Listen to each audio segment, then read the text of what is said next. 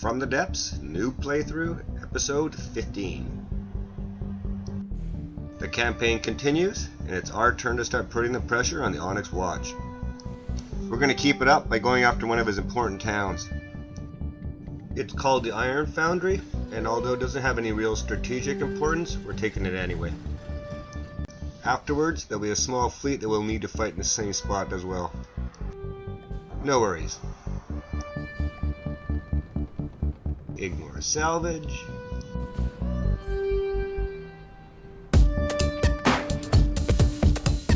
We're starting to corner Onyx somewhat, and you know what? I promise next episode we're going to take his home base. It might be a little optimistic, but promise has been made. I'm not sure if I'll have the particle cannon ship ready because the one I was developing has kind of already been rendered obsolete.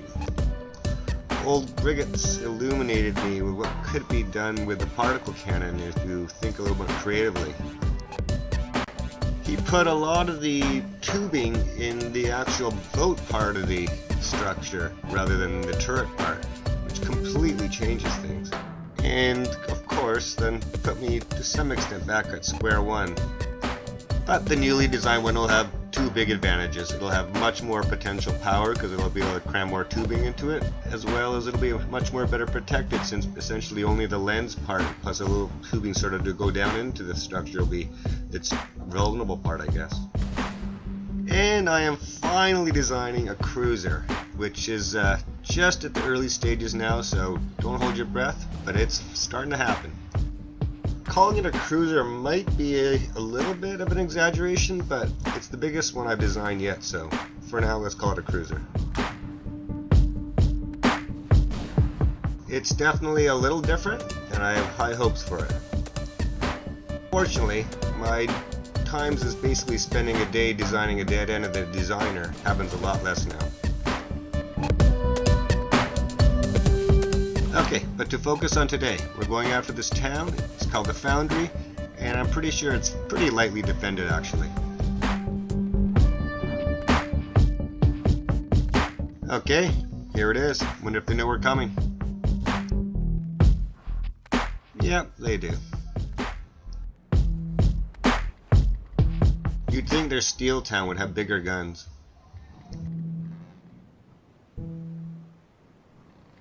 You know, I really wouldn't have a problem if in future versions of this game they don't even bother with this town thing. Like, who are we kidding? Is this supposed to represent a city? You should be able to capture the square but not raise the village.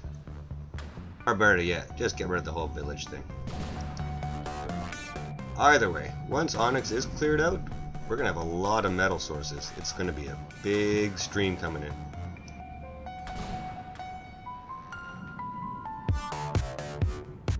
Well worth the bloodshed.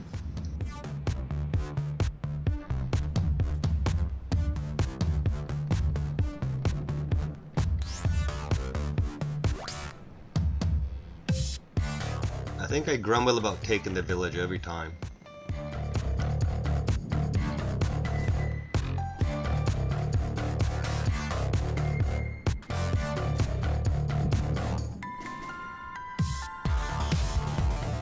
I mean, that tells me the home boss fortress base is a lot more heavily defended than this place.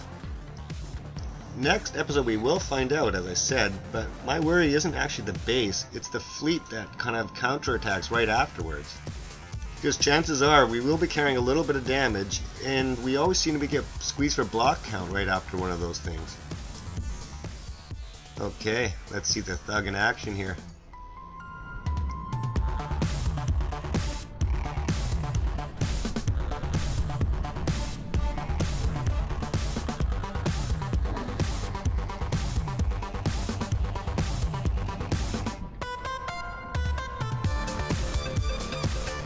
Yeah, as I said, Griggot's designed a particle cannon version of one of these and had a lot of super interesting ideas.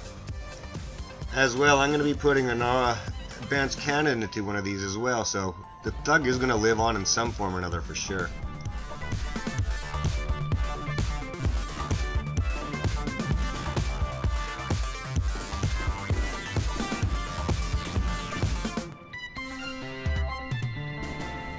It would be so awesome actually if after taking this town he actually could not make any more iron and he was limited to the supplies he had already piled up.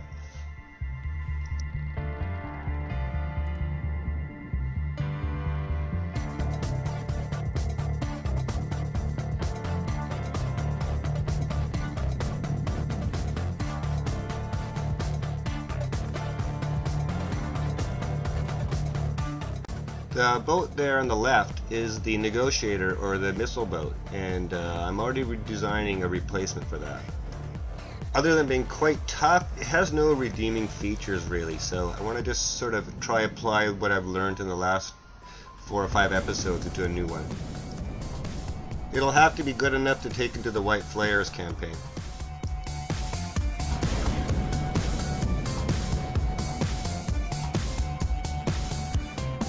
Since I'm going to have a lot of oil, I'm not going to convert everything to RTG, but I would imagine my smaller bases and a scout fleet, those kind of things, those would be fully RTG'd soon.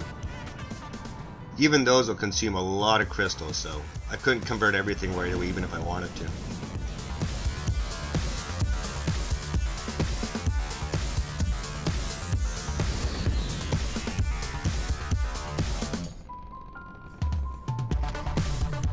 So I have a massive list of boats that need to be designed or redesigned before we can hit the White Flares. It's a big pile of work.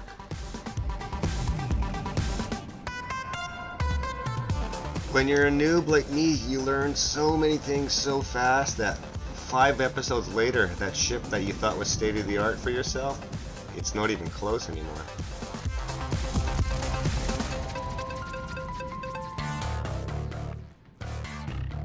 They sure went to a lot of trouble to create a building which actually doesn't do anything. It did take a lot of punishment though and absorbed a lot of our ammo.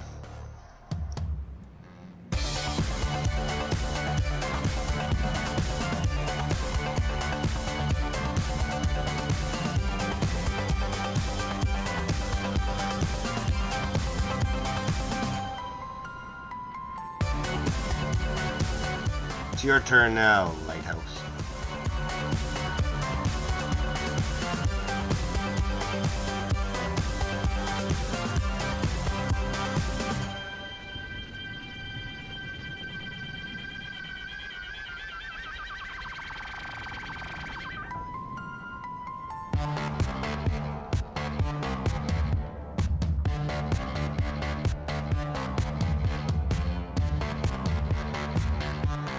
The laser-guided missiles have a disadvantage in this kind of situation versus the infrared ones.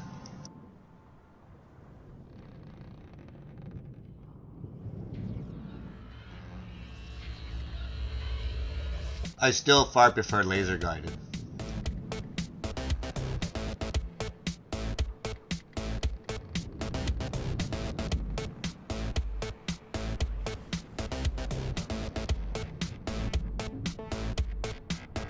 I wonder if through the updates they've changed the weather that we can expect in the Onyx Watch. I remember seeing a lot of videos where it was raining a lot, and it hasn't rained once since I've been here.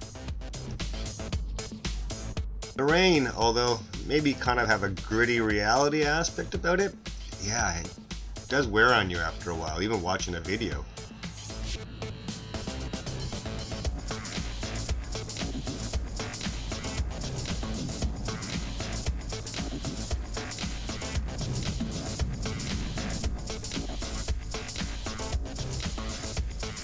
That said, if we had rain and then lightning storms as well, that'd be awesome. Just ridiculously cool looking video.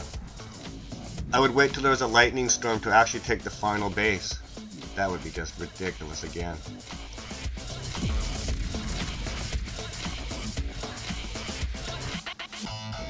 So this is the counterattacking or fleet that's basically there as soon as you finish taking the town out. I think it's rated as a 45.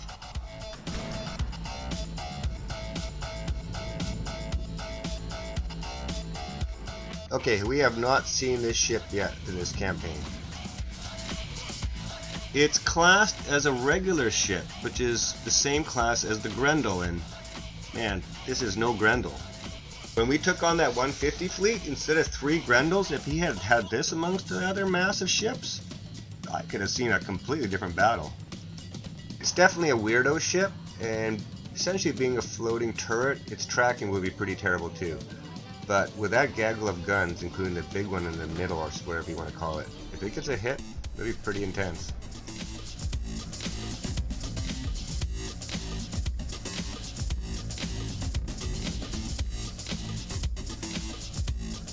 In many respects, the perfect boat to go after it would be the little torpedo boats, because yes, the torpedo boats would take it down and this thing could do nothing to them. Never hit them. Products of a few crazy weirdo boats, and I'm glad we're starting to see them now.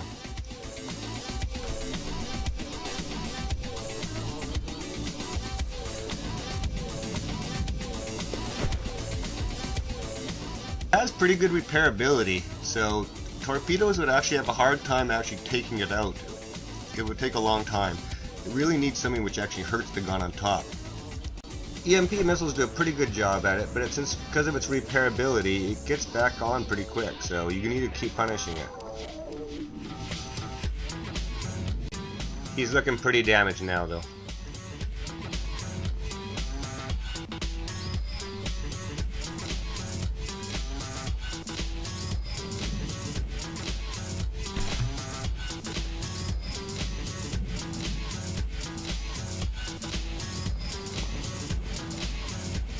This is good. Everything on the little boat now.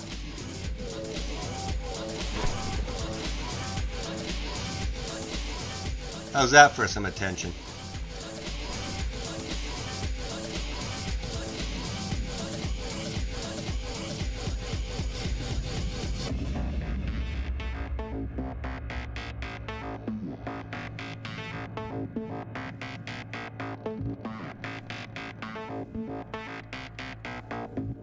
Yeah, he can't be long for this world. He's got at least 1 foot in the grave.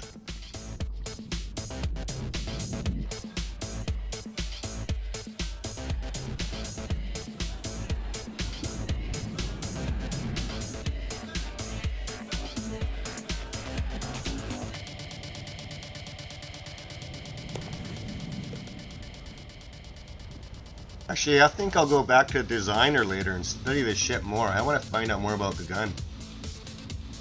Yeah, it really is too bad for him he wasn't throwing more of these boats at us earlier. It would have made some of those battles in those 150 squares much more exciting.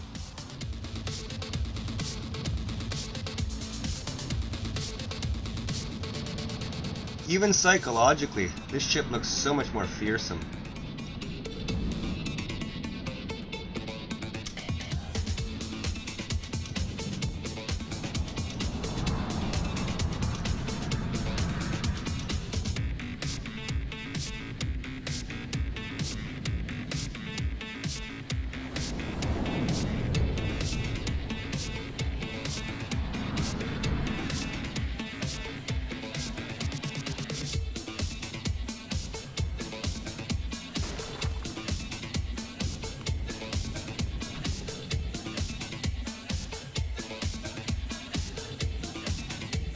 He's clearly done now.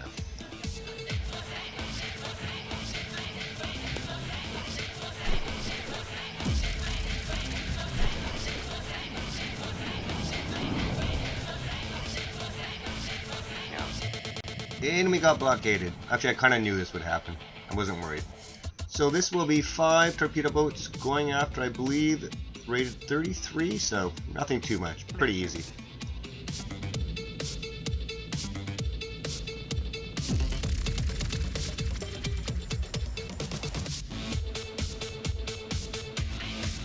Yeah, so it's going to be 35 torpedoes coming at a regular basis, coming from really fast moving ships, and unless you have, I think, like a small caliber advanced cannon, you're just not going to be popping these guys.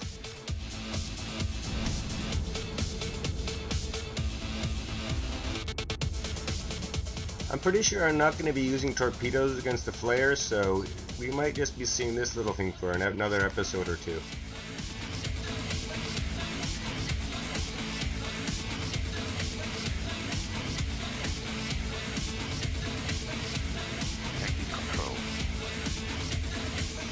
Okay, a buttress, a T-Mac, and a bastion.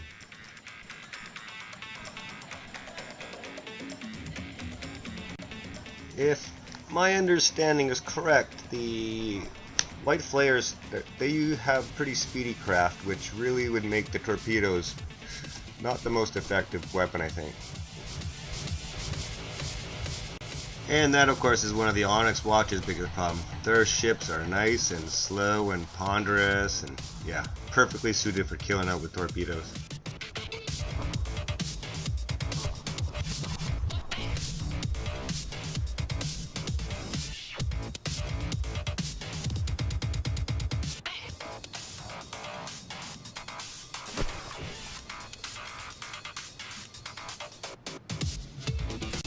Any damage I've taken so far in this battle, and I don't think I've taken any, is only as a result of collision between ourselves. Nothing to do with him. Yeah, and even though they don't do it all the time, it's a pretty regular occurrence.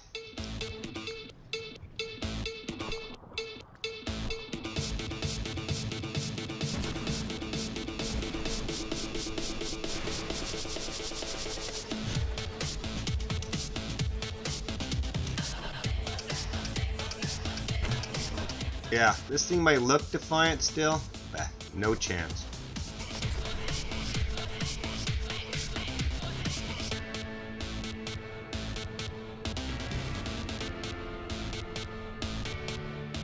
We are so good.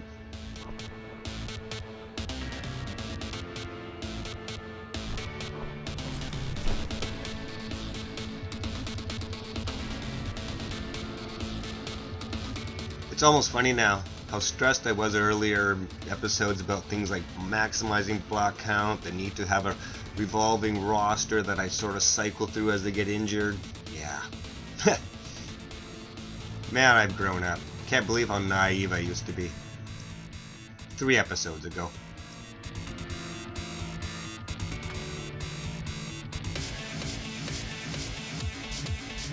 It's going to be really interesting to do the campaign again after they make the strategic AI changes. I can hardly wait, actually. I would love it if it was really clever about taking advantage in gaps in radar and sort of sneaking a fleet deep into your area.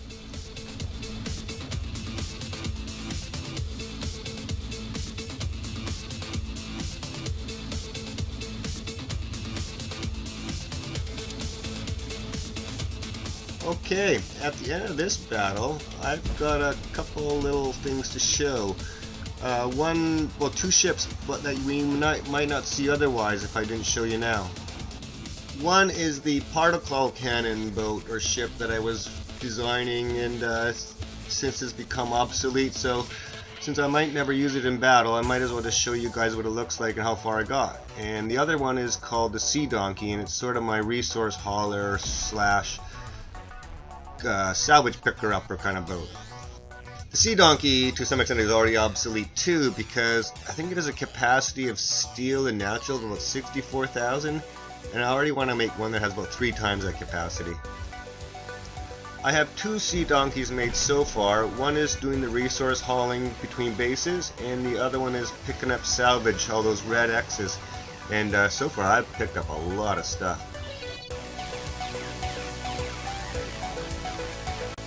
And another one will get made to concentrate on picking up and shuttling resources in the Onyx Watch territories after we're done here.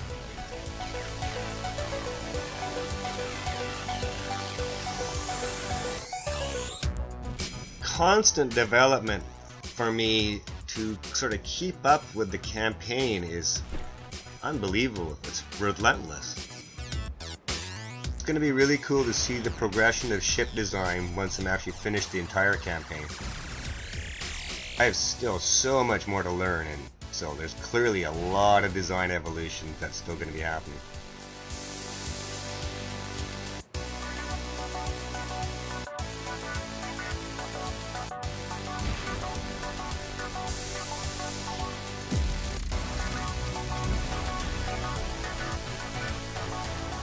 Okay, here we are, the Parcan bow. Already obsolete and already eaten an ungodly amount of development time.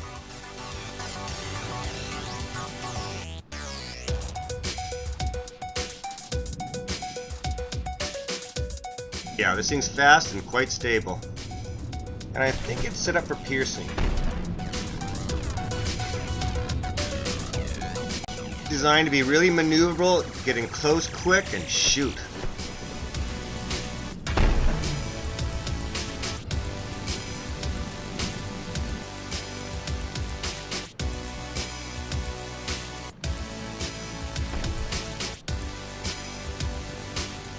He's dead.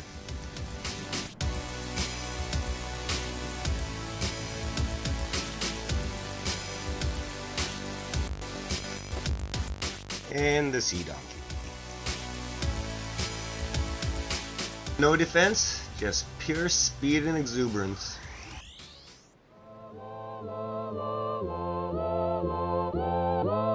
If I can, I might make the newer version just a longer version of this. This thing is out of the plane 99% of the time, so it really doesn't matter. It doesn't even need to be painted, or you have turning on it actually. So, thank you for watching. Feel free to comment, like, and subscribe. Next episode, I promise, we'll go after that home base, fortress, final boss level thing. It's gonna be awesome.